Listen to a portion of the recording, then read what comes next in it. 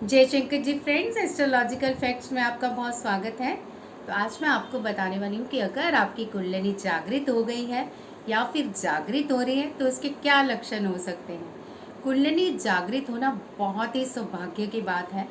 जब भी आपकी कुंडली जागृत होती है, आपकी ज़िंदगी से सबसे पहले नेगेटिव विचार, नेगेटिव लोग और सारी नेगेटिविटी निकल जाती है, क्योंकि चक्रों में इतनी पॉजिटिविटी आ जाती है कि वो अपने किसी भी तरह से घेरे में नेगेटिव लोगों को आने ही नहीं देते।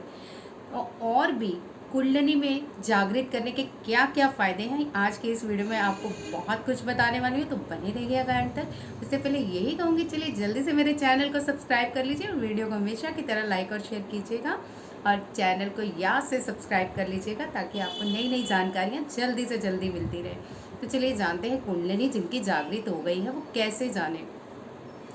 कुछ लोगों की कुंडली सीधा थर्ड आई चक्र से ही जागृत होती, उन्हें ये मालूम ही नहीं चलता कि नीचे के चक्रों की हालत क्या है, लेकिन ये कुंडली इतनी शक्तिशाली है कि ये नीचे के चक्रों से भेदती हुई फिर ही ऊपर तक पहुंचती है। अगर आपकी पिछली जर्नी में यहाँ तक आपने सफ़र कर लिया है, तभी आपकी थर्ड आई चक्र पर खिंचाव होता है। और साथ ही कुंडली बहुत सारे आपको फिर यूनिवर्सल मैसेज भी देती है, चाहे वो किसी नोट के ज़रिए हो, कोई नंबर के ज़रिए हो, या फिर कोई गाड़ी के नंबर के ज़रिए हो, या फिर किसी इंसान के मैसेज के थ्रू। आपको बार बार समझ में आएगा कि यूनिवर्स कुछ कह रही है, यूनिवर्स कुछ कह रही है। तो आपको अलाइन रहना होगा। अब अलाइन कैसे रहना है कि आपको कोई भी मैसेज आता है किसी नंबर के थ्रू, आज के बाद अगर आपकी कुंडली जागृत है, आप हर नोट के नंबर को नोट करोगे। अगर आपको 555, 999 या फिर कुछ इस तरह के 520741 या फिर 725, इस तरह के कई ऐसे कोड आते हैं जो कि आपके कई रिलेशनशिप के रिलेटेड होते हैं, या फिर मनी रिलेटेड होते हैं, या फिर आपके किसी ऐसे मैसेज के रिलेटेड होते हैं जो कि आपको यूनिवर्स देती रहती है। लेकिन इसे समझने के लिए आप गूगल को भी खोल सकते हो, या फिर आप मेरे कमेंट में जाके मुझे कमेंट पे बता सकते हो कि आज आपको ये वाला नोट आया तो इसका मतलब क्या है। मैं नेक्स्ट वीडियो में आपको ज़रूर बता दिया करूँगी कि आपके उस नंबर का मतलब क्या है। तो आगे जो मैं बताना चाहती हूँ, कुंडली जागरण कभी भी अकेले नहीं करना चाहिए, क्योंकि जब आप अकेले करते हो तो ये जब भी हम सैक्रल चक्र या रूट चक्र पे वर्क करते हैं, ये हमें बहुत सारा डराते हैं।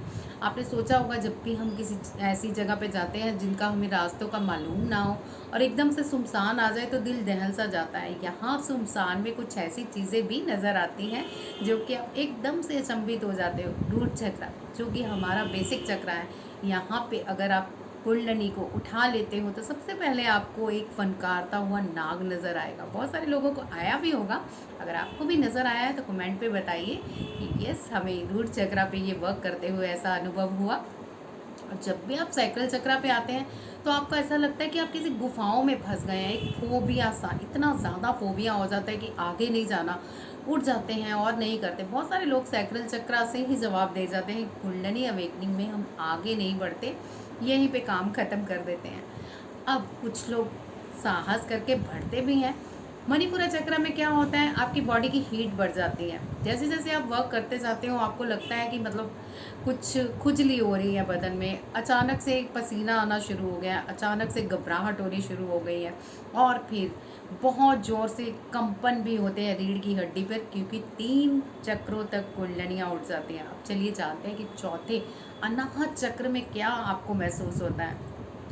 जब भी आप अनाहत चक्र की साधना करते हैं तो आपको हमेशा इतनी डरावनी डरावनी देवियाँ नज़र आएंगी, एक गुफा नज़र आएगी। बस आप उस सूक्ष्म शरीर द्वारा जब भी उस गुफा में प्रवेश करते हो तो आपको डाकिनी, कपालिनी, माँ काली, काल रात्रि, इस तरह की कई छिन्न मस्तिका देवियाँ कोई भी आगे आ सकती हैं, क्योंकि उन्हें लगता है कि आप कुंडली ऊपर उठा रहे हो और अब आप उनके स्वागत के लिए तैयार हो, तो डरने की कोई बात नहीं है।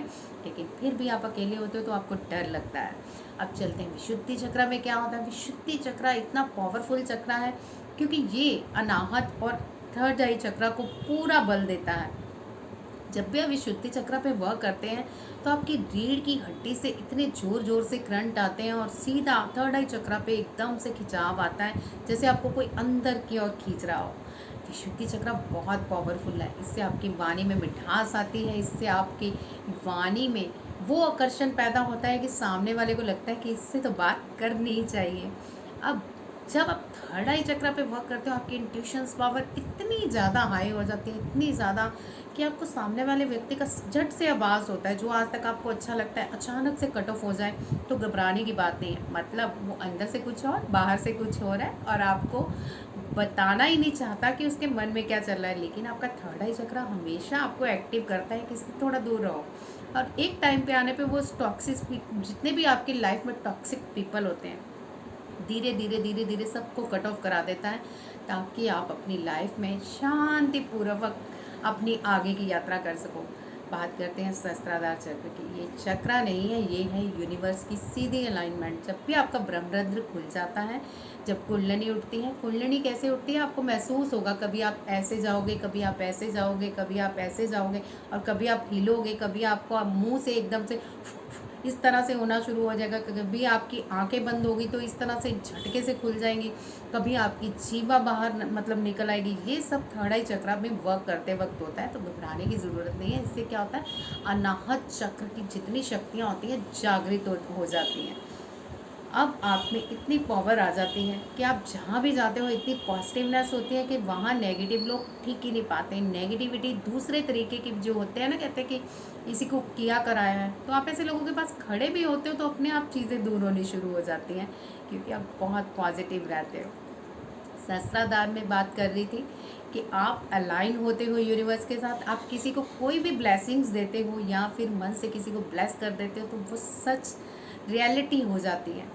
तो बहुत ही कुंडलिनी का सुहाना सफ़र है। ये मैंने आपको शॉर्टकट में बताया कि अगर आपके साथ भी ऐसे अनुभव हुए हैं तो मुझे ज़रा कमेंट पे बताइए, ताकि आपके आगे के सफ़र के बारे में मैं कुछ बता सकूं। तो बहुत ही मज़ेदार रहता है कुंडलिनी अवेकनिंग का सफ़र। आप भी अगर कुंडलिनी अवेकनिंग के सफ़र में कर रहे हैं तो मेरी वीडियोस वॉच करते रहिए, क्योंकि धीरे धीरे मैं कुंडलिनी अवेकनिंग के बारे में बहुत कुछ बताने वाली हूँ।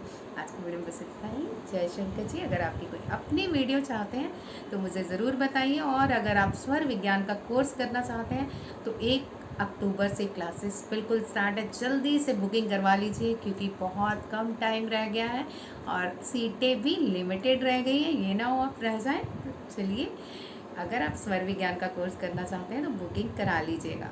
जय शंकर जी।